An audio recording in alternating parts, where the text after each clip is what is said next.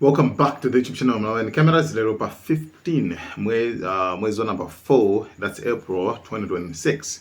Tipasane kuma update amene ndithu alipo chambe kuti yeah. So sitandaula yayi. Kuyambirira tiyambe ndi misala ya adat amene amamenya kuposa wina aliyense pa dziko lapansi pano. Iwo ndithu zawathina kwambiri ndiponso anyway mu malamulo constitution ya ku America pali amendment ina yake machilo 25. Malamulo amene wa 25 pali okay pamene 25 amendment ya ku America imanena kuti president tiwena kumuchosa transition of power kupanga transit kusamutsa mphamvu za president kumpasa vice president. You understand? So amendment imene ya 25 zabazuri anthu kwambiri akuishosha ku America kuti guys tete ndiyangane ni pa Trump patifuwa Trump ivena pake zikuoneka kuti mutu munthu sizikuyenda ayi pakufanira nthu tikhale pansi ndiye tivote kuti uyu mphamvu zake tizichotse tizipititse kwa ndani, tizipititse kwa vice president wake chifukwa kuoneka zoti mkulu ameneyo pena pake sizikutheka. So lemo limene limagwira ntchito pa nthawi imene zinthu zingapo zachitika. For example ngati president wamwalira ka resign ka muchosa office, right, ndikuti amenena kuti mphamvu zisintha zipititsa. So anthu akufuna avote ayang'ane kuti ku president uyu ali fit koma okay why anthu akutero. Izizi zikuchitika pa nthawi imene anthu pa nthawi imene ayamba kuona mapost amisala imene Trump akumapanga post komanso zimene sakumapanga ma actions, not only ma actions koma ma post. So ma actions zonse zikuoneka zoti siza munthu wanzeru wabwinobwino, especially nkhani ya papa ija, right, nkhani kuza nkhondozi. I mean ndi kumene kundithu kumachitika nthu zinthu zingapo. Choyambirira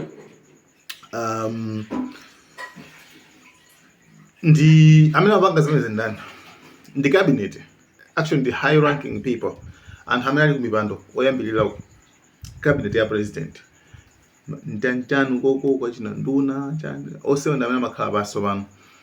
Part example vice president nde iwacha akakhala kuti vota achuluka kumene kucha apa tasiyatu ma MP kweti akakhala kuti vota manje achuluka kuti munthu disali fit ndikuti completely amene ndi mphamvu chose ampase ndani, ampase vice president. So ku America zimenezo anthu zimene ayamba kuiko kwa nkhani imeneyo kula ajina senator ma senator inanso akuti Jim ndani amene tu ayamba kuiko kwa nkhani kuti Donald Trump akuoneka kuti tivote ndi tione bwino majority kuti ikapasa utani. Chigamucho chikabwera kuti president usali fit tichose mphamvu zake timpase vice president. Chikakauti mina ndingolekeza ngati vice president mina sagwiza nazo in case chifukwa vice president je divas nde kwa ine amangonekera ngati yes bwana chicho samangoti yes bwana chicho sana soseko zinthu ya. So ndingolekeza kuti vice president wakana kama napo yayi mina pali dispute kama the president yo wakana so yeah zimene sizikutheka nde nkhani issue ijama ichotsa mene kuchako ndikupitisana ku MP kuipitisana kuyipitisana kubanga malamulo ku parliament. So kumene kuchako kumene so anthu samakavota kuichotsa cabinet kuipitisana so bano congress kona makavota so bano kuti aone kuti kodi munthu uli ndiwoyenera adukhala amene sakwanira kuchoka ameneyo, you know. So zimene ku America zikuchuluka so bana aliyense akungoti tiyeni nazo, you see. So Donald Trump akulandira pressure ndithu kumene koko. Nkhani ya number 2 ndikukhuzana ndi pozizilisa zimene ziza Trump akumayankhula zokhuza ndi nkhondo ndithesa pampano osadandaula nkhondo ndithesa pampano yeah akuti nkhondo ndithu ayithetsa pamene ndithu amayankhula ndi atolankhani nayankhula zimene zoti ayithetsa komano akuti koma kuti achokepo bwinobwino kuti zinthu okay zikhala ngati zinthu zatha bwinobwino ndizile 20 years. Ku Iraq analengeza kuti nkhondo yathetsa kumapana anakhala nthawi yayitali ali ku Iraq konkuja. I mean ndikumango panga zosolongosoka chimene apanga chisadziwiko tawo panga chani. I had to divert, because if I didn't do that, right now you would have Iran with a nuclear weapon. And if they had a nuclear weapon, you would be calling everybody over there, sir. And you don't want to do that. Well, you keep saying was. Is this war over? I think it's close to over, yeah. I mean, I view it as very close to over. So, yeah, nkhani ndimeneyo. Nkhani ina yomalizira ndi nkhani yokhuzana ndi Army Chief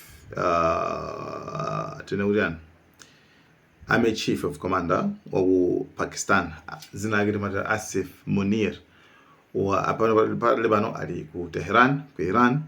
Ya ndithu amlandira kumeneko, cholinga chake afuna ndithu akapange deliver akasiye zimene America ikufuna tsopano. Akuti ndithu pakhala kusinthana kwa ma messages makamaka since ma negotiations atalephera kumene kuja akuti ndithu akhala nthu akusinthana nthu ma messages through Pakistan kuti aya makuti so panopa apakistan afika nthu apakistan afuna sesa kwesisa kwambiri kuti yake izi zima conflict izi ochigawenga umene America ndi Israel okupanga ku Iran at least ziche chifukwa also apakistan zikwakhinga kwambiri mafuta awo chanchani zimadusa pa Strait of Hormuz. Ndi nkhondo iyi ndithu yayimisa zinthu zambiri ndithu zapanga affect widali dziko lonse lapansi nkhondo imene. So ali kumeneko kuti tikupatsani zimene ndithu akapange, I mean ma takeaways zimene akambirana zaenda bwanji zonse tife tikupatsani after zikachitika.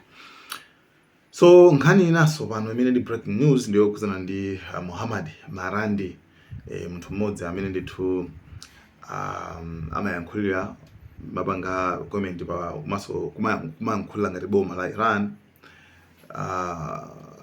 Amene iso ku negotiations kuja napita nawo kuma ku Pakistan kuja napita nawo ndithu kukambirana nawo and pali zimene wayankhula. First of all, Vance, on both sides, he was surrounded by two very well-known Zionists and Israeli firsters, and he was constantly making phone calls. And one of the people who he was speaking with was Netanyahu, who said vice president would give him reports. Iran doesn't give reports to anyone, but the Iranian delegation didn't even communicate with Tehran. They had full authority. So it's clear that the Americans did not have authority. And while we were there, the Americans did two very strange things. One is that two ships tried to enter the Persian Gulf. The second was an opinion piece in the Washington Post calling for the assassination of the Iranian negotiators. And of course, that meant us. And that's why on our flight back, we were all fully prepared psychologically and spiritually for our plane being shot down. This sort of behavior and intimidation and escalation shows that the Americans really were not serious at all. Yeah, so mutakuona kwana kuti akuti ndiona iwe ndithu yoti chimana konza ndithu kuti anthu acha ndege yawo ayombere, and that's why amakonda kubweza maona kuti sitimakhulupirira ma Americans, sitimakhulupirira to pang'ono ayi. Imagine akuti ku Pakistan akambirana komano still afuna wapheso akambirana also. Okay, koma pali chinthu chimodzi chimene that raises eyebrows zimene zopangisa maswinji kudabwitse. One thing that raises the eyebrows, I mean, statement yake muimve akuti wo anakonzeka komano anakonzeka psychologically komanso spiritually pane pali nkhani kwambiri. Psychologically wokonzeka kwa psychology mulumu wa mabongo wa maganiza chani. Remember kuti akulandira ma threats and intel, right, kuti ndege ilu aishuta. One, iwaje amene wo ndithu anali mantha kwaika. Okay, ma Americans anaika mantha ndi ma Israel kwaika mantha kwazuti aphanga makapanga chibana mene koko akuphani. You understand? Ndi iwaje psychological amene okha ready, right? Samene kuti awupenga tende ati penja ndi tinguvumeza that's why anali psychologically ready. Koma issue ina ndikhuza ndi akuti spiritually ati muuzimu so anthu onse anali so ready kuti ndege kushutidwa atakuphedwa mawako. So meaning ngwena kuti anthu amene wawa anthu aku Iran akamayenda pene paliponse amakhulupirira kuti I mean it's fine. Chifukwa munthu wazakuti okay ife tinalilede wala kalephera mabombo tinalilede. Komano inuyo kokambirana munakapira mwana anthu awati anthu awaso I don't know kuti amakhulupirira ziyani koma okay ife to safety kuzoka to safety zafa komano inu ndine sirilede ya to be honest inu ndine sirilede right. Komano tamvani zimene akumaya mkhula kuti ife tinalikailede ife muzimu tinalilede mini muziti vino kufa kusama kuopa yayi. Yo, that's why izi zimene zapangetsa kuti Iranija pakadali pano mpaka wafika panopa anthu obaifa apanga amakhalatu alona kuti azinthu zimayenda komano definitely olo iwope olotani kuma kufanda udzafabe. So you understand orakha ulo bisale tena kwa tsiku inodzi uzenge kuti udzafabe basi.